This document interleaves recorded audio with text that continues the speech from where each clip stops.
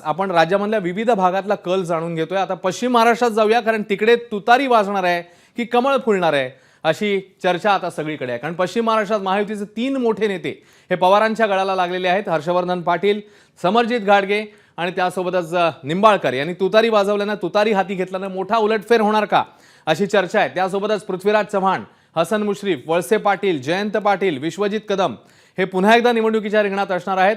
तर पुणे, सातारा, सांगली, कोल्हापूर, सोलापूर नेमका कुणाला कौल देणार या संदर्भात आता चर्चा सुरू झालेली आहे।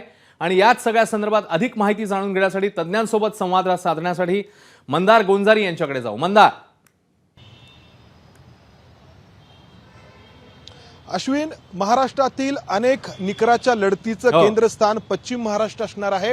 राज्याच्या राजकारणात दिग्गज म्हणवणाऱ्या अनेक नेत्यांची यावेळी त्यांच्या अस्तित्वाची लढाई आहे। अर्थात या सगळ्याचा केंद्रबिंदू असणार आहे पुन्हा एकदा बारामती।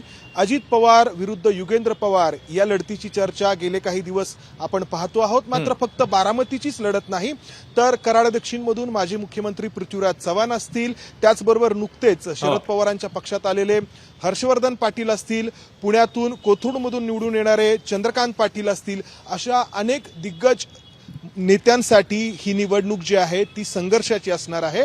पश्चिम महाराष्ट्रामध्ये एकूण 58 विधानसभा मतदारसंघांचा समावेश होतो आणि या ठिकाणी काय परिस्थिती असेल, काही महिन्यांपूर्वी जी लोकसभा निवडणूक झाली त्यामध्ये पश्चिम महाराष्ट्रातील 10 पैकी 7 जागा या महाविकास आघाडीने जिंकल्या।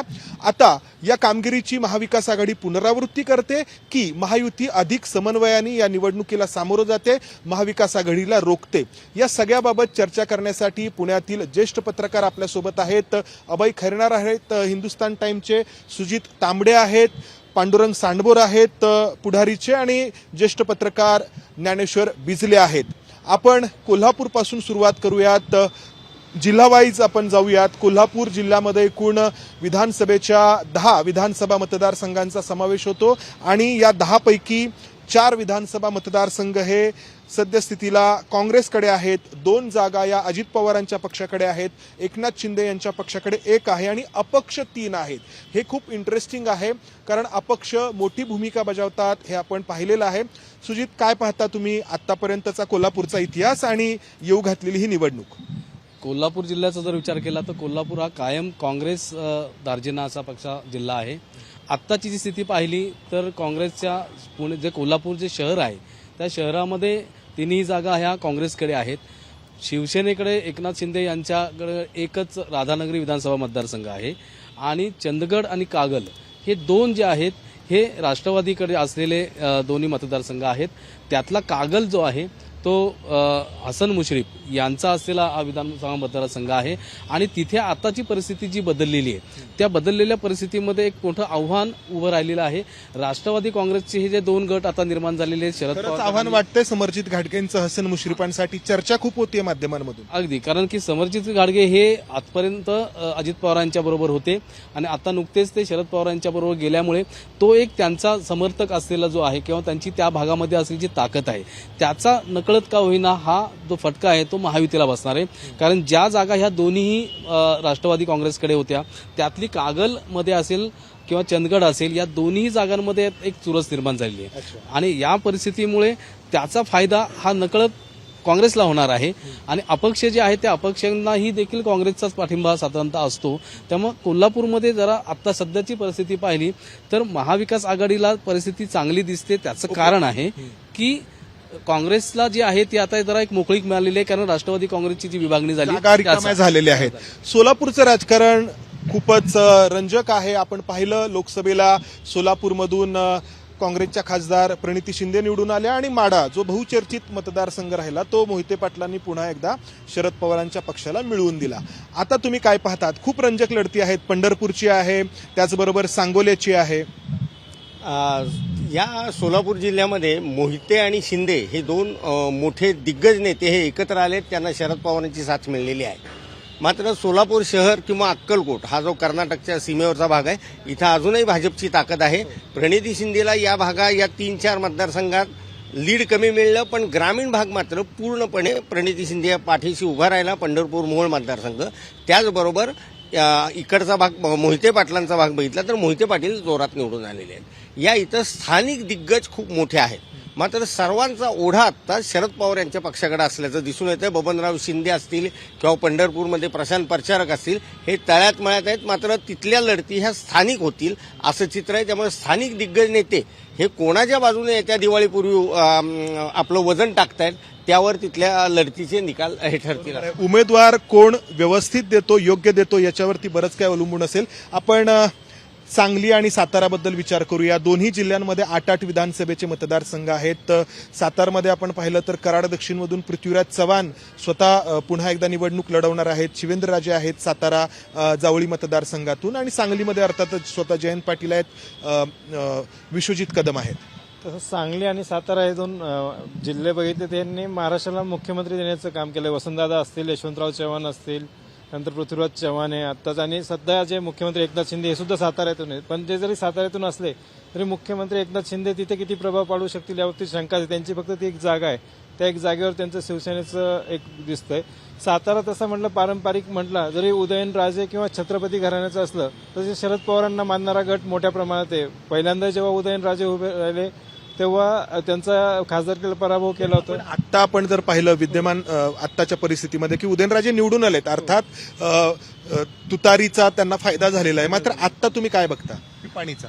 आता असं वाटतंय साताऱ्यामध्ये इक्वल राहील, पण शरद पवारांची मागची सभा किंवा शरद पवारांना ज्या प्रकारे सहानुभूती मिळत जाते, त्यात काल परवाचीच घटना होती रामराजे नाईक निंबाळकर, तर साताऱ्यातलं एक मोठं नाव आहे. त्यांचा स्वतःच्या मतदारसंघात प्रभाव पडेल, पण शेजारच्या मतदारसंघात पडू शकतात. त्यामुळे साताऱ्यात तरी राष्ट्रवादीला अनुकूल वातावरण दिसतंय. राष्ट्रवादीच्या दोन्ही गटांमध्ये कशी विभागणी त्यानुसार ते दिसतंय.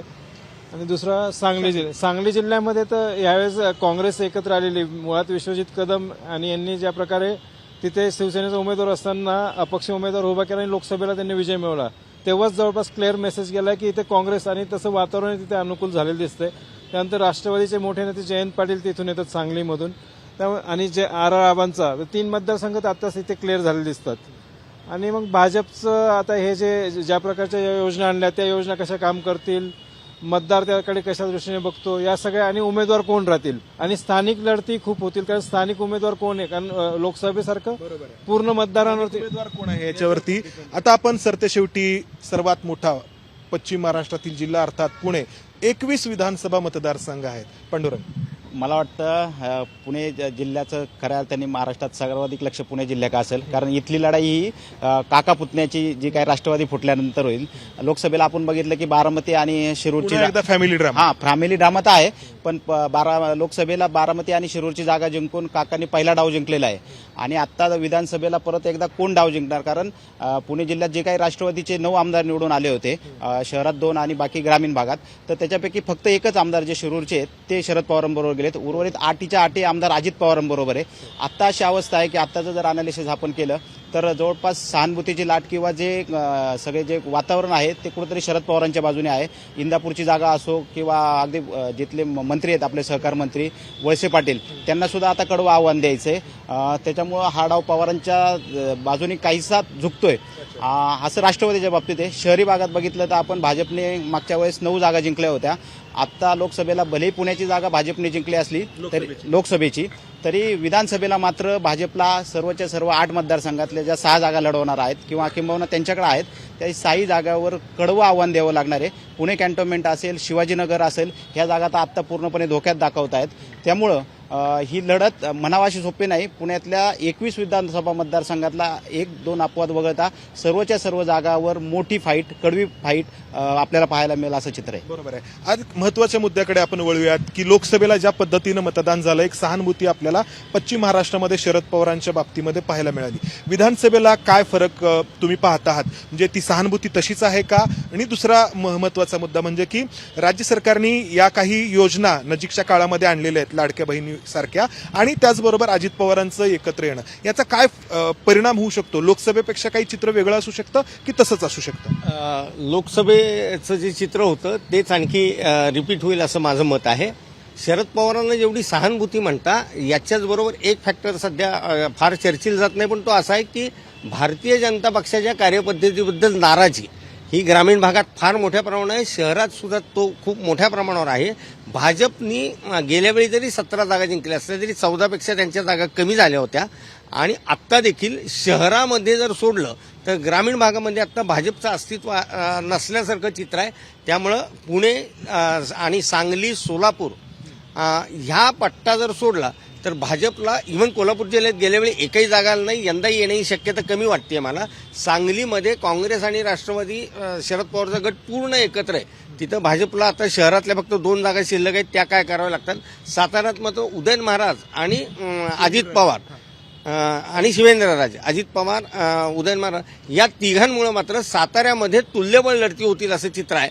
तर राष्ट्रवादीमध्ये शरद पवार आणि अजित पवार या 2 गटातच ग्रामीण भागात लढत होईल असं वाटतं. तुम्हाला काय वाटतं की जे लोकसभेला चित्र होतं ते कितपत बदलेल, कितपत तसंच राहील आणि त्याच्या पाठीमागची कारणं की खूप मोठ्या योजना आपण पाहतो लाडक्या बहीण सारख्या, कितपत तुम्ही चित्र पाहता बदलणारं किंवा आहे तसंच राहणार? मला वाटतं आत्ता थोडंसं आपण जनमानसात घेतलं तर लाडक्या बहिणीचा काही प्रमाणात परिणाम आहे, पण त्याच्यापेक्षा लोकांचे जे इतर प्रश्न आहेत, म्हणजे पुण्यासारख्या शहरात जर आपण प्रश्न केलं तर 2.5 वर्ष महापालिकेत प्रशासक राज आहे. आज लोकांचे पाण्याचे, वाहतूक कोंडीचे, कायदा सुव्यवस्थेचे एवढे प्रश्न आहेत. पुण्याची ज्या गेल्या 2.5 वर्षात ज्या पद्धतीची वाट लागली आणि इथल्या नागरिकांमध्ये जो रोष आहे तो सगळा रोष इथल्या विद्यमान आमदारांवर पडतोय, इथल्या सरकारवर पडतोय. त्याचा परिणाम शहरात बघायला मिळेल. ग्रामीण भागात जो आपला आरक्षणाचा प्रश्न आहे, धनगर आरक्षण असेल, मराठा आरक्षण आहे, हा मुद्दा अजूनही तेवढा जिव्हाळ्याचा आहे. जसा लोकसभेला त्याचा फटका महायुतीला बसला होता, तोच फटका काही प्रमाणात किंवा तेवढाच फटका आता विधानसभेला सुद्धा ग्रामीण भागात आरक्षणाच्या प्रश्नाचा बसेल. तुम्हाला काय वाटतं, लोकसभेच्या पेक्षा वेगळं काही चित्र असेल की तसंच रिपीट होईल? नाही, लोकसभेच्या दृष्टीने विधानसभेचं चित्र थोडं बदललेलं असेल. कारण असं आहे की ज्या योजना ज्या आणलेल्या आहेत त्यातली जे लाडकी बहीण योजना आहे त्याचा नाही म्हणलं तरी त्या महिलांना डायरेक्ट त्याचा असलेला उपयोग होताना दिसतो, त्याचा लाभ झालेला झालाय. त्याचा नकळत ज्या महिला अशा असतात की ज्यांना असं काही मत व्यक्त करत नाहीत, पण त्यांना त्यांच्या खात्यात अशी मदत जमा झाल्यानंतर त्यांचं मत एक तयार झालेलं आहे आणि ते सुप्त आहे, ते बोलणार नाहीत. त्याच्यामुळे या योजनेचा नाही म्हटलं तरी महायुतीला थोडा फायदा होणार आहे. ते चित्र आता इथे दिसतं, खास करून शहरी भागात जर आपण गेलं तर ते दिसणार आहे. आणि दुसरं जर विचार केला तर सगळ्या जे विविध प्रकारच्या योजनांमध्ये आत्ता जे काय मंत्रिमंडळात जे निर्णय घेतले ते सगळे मतदार डोळ्यासमोर ठेवून, येणारी निवडणूक डोळ्यासमोर ठेवून घेतलेले जरी असले तरी ते काही अशा समाज घटकांना लाभ देणार आहेत डायरेक्ट. त्याच्यावर परिणाम होऊ शकतो.